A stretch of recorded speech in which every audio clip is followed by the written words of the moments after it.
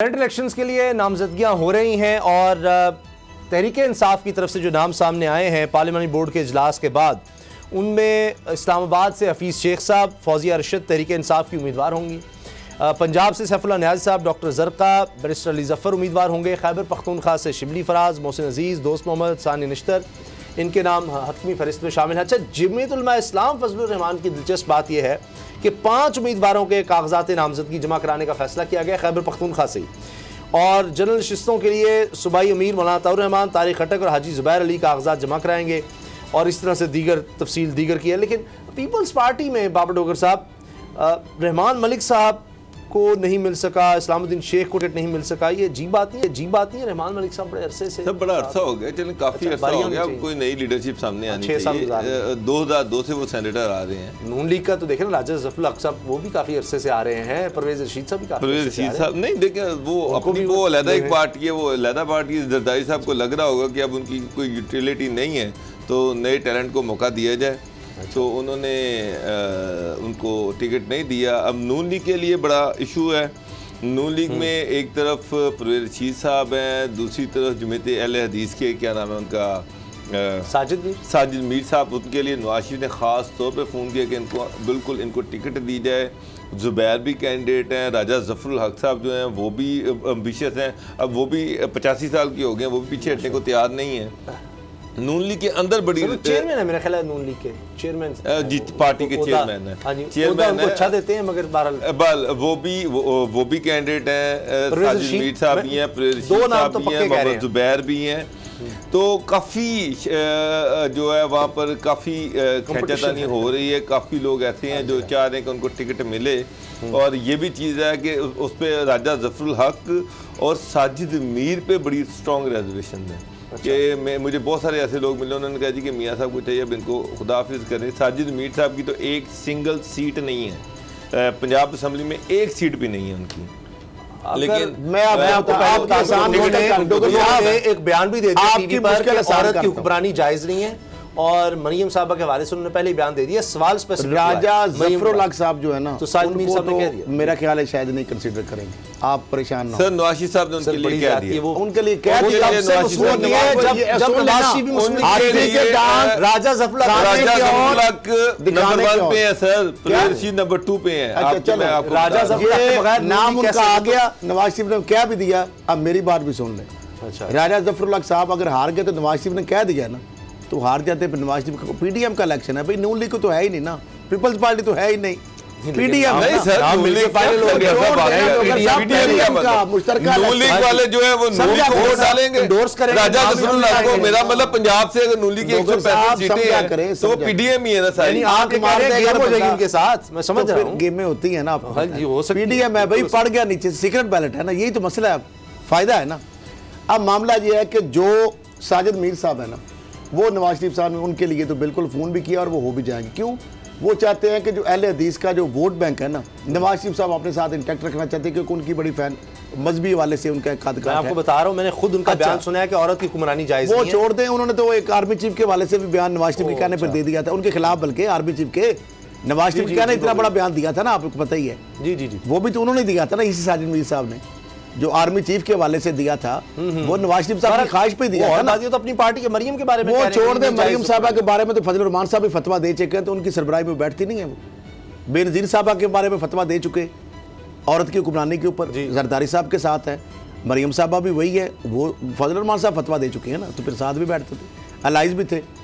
इनके फतवों को छोड़ दे, पुरानी बात। अच्छा, अब साजिद मीर साहब जो है, उनका बयान ही था ना, जब आर्मी चीफ के वाले से और डिग्निटरीज के वाले से उन्होंने ऐसा बयान दिया कि जो कि नवाज शरीफ का आपकी ख्वाहिश तो हो सकती है, मुल्क दुश्मन कूतों की ख्वाहिश तो हो सकती है। साजिद मीर साहब बाद में ऑफ द रिकॉर्ड जा कहते भी थे कि मुझे उधर से कहा गया था, मजहब के हवाले से वो नहीं, लेकिन सर इसमें नवाज शरीफ साहब की कंसेंट के बगैर इतना बड़ा बयान दे सकते हैं, उनको रिवार्ड है ना। सबसे आज साजिद मीर साहब को उस बयान का रिवार्ड दिया जा रहा है। फैसल वावडा जो है उनको भी सेनेट की टिकट मिल गई, जिस तरह मिनिस्टर भी हैं और एमएनए भी हैं। वो सर जिस तरह ख्याल है, मसला ये है कि वो वहां से फारिग ना हो जाए। मैं बताता हूं, वो चीजें हैं मुख्तलिफ उसमें आ रही हैं, उनकी डुअल नेशनैलिटी है, वो उसके ऊपर आ रहा है। अच्छा, उनको अब मामला ये है कि साजिद मीर साहब, डोगर साहब, साजिद मीर साहब का वो बयान इतना बड़ा तो उसका रिवार्ड आज उनको नवाज शरीफ साहब ने दिया ना।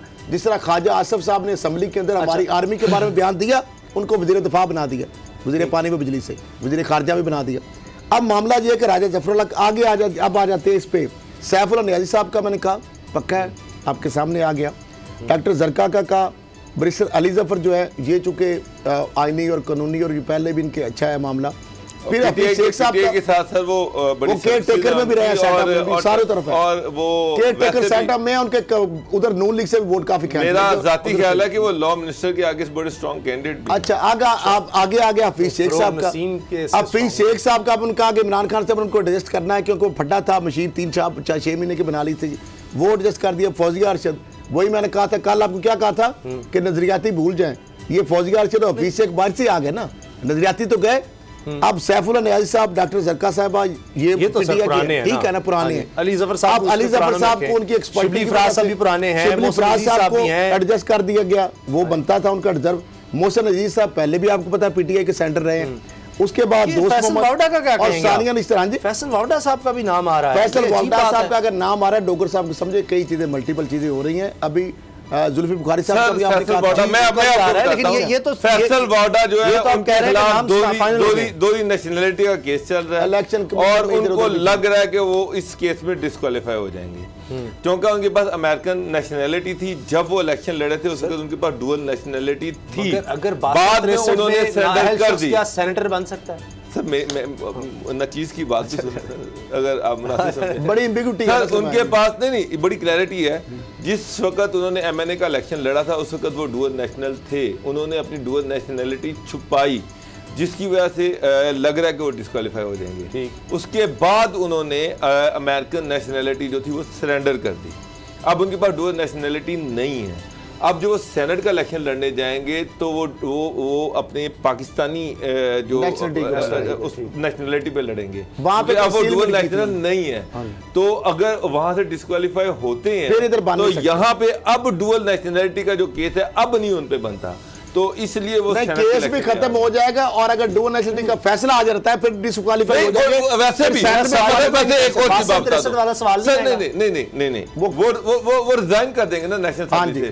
जब रिजाइन एक्सेप्ट हो जाएगा तो डुअल नेशनलिटी पे फैसला तो आएगा ही नहीं, तो पहले सरेंडर कर गए। जब वो तो उसके बाद फिर वो इलेक्शन लड़ने, अगर फैसला आ जाता है कोर्ट उनको डिस्क्वालीफाई करती है,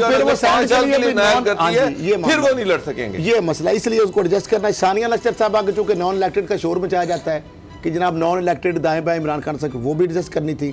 मोहसिन अजीज साहब ऑलरेडी बड़े अच्छे मुख्तलिफ कमेटीज जो थे उनके कायमा कमेटी के हेड कर रहे थे। दोस्त मोहम्मद एक वो भी आ गया। अब मामला आ गया करीम ख्वाजा साहब और ताज हैदर जो है टेक्नोक्रेट की नशिस्त पर पीपल्स पार्टी के नाम आ रहे हैं, वो कागजात जमा कराएं। खैबर पख्तून जो खैरुन्निसा मुगल और पलवशा खान जो है खवातीन नशिस्तों पर, जबकि सादक अली मेमन जनरल नशिस्त पर पीपल पार्टी के उम्मीदवार होंगे। अब ये देखें ना, इसमें पलवशा खान एक्टिव है उनकी, ताज हैदर और करीम ख्वाजा दोनों पॉलिटिशियन है, लेकिन उनको टेक्नोक्रेट की जिनको एडजस्ट करना होता है ना उनको हालांकि वो दोनों पॉलिटिशियन है, वो पार्लियामेंटेरियन रहे हैं डोगर साहब, और उनको टेक्नोक्रेट पे एडजस्ट करना है पार्टी ने, भाई कर रहे हैं। फिर अब पलवशा खान के साथ सादक अली मेमन का नाम मैं तो पहली दफा सुन रहा हूँ, और खैरुन्निसा जो है मुगल, उनका जिस तरह मैंने बताया वो वहाँ पे साबक वज़ीर दाखिला जो रहमान मलिक और सलामुद्दीन शेख की बात कर रहे हैं ना, सबसे अहम चीज जो है ना रहमान मलिक साहब, सबसे अहम जो चीज है वो है राजा अजीमुल हक। हाँ जी, वही पंजाब से लड़े हैं। ये कोई कदगन नहीं है कोई से भी, लेकिन 7 सीटें हैं पंजाब में भी पार्टी की, और वो यहाँ से इलेक्शन। सब्सक्राइब करें और बेल दबाएं ताकि कोई खबर रह न जाए।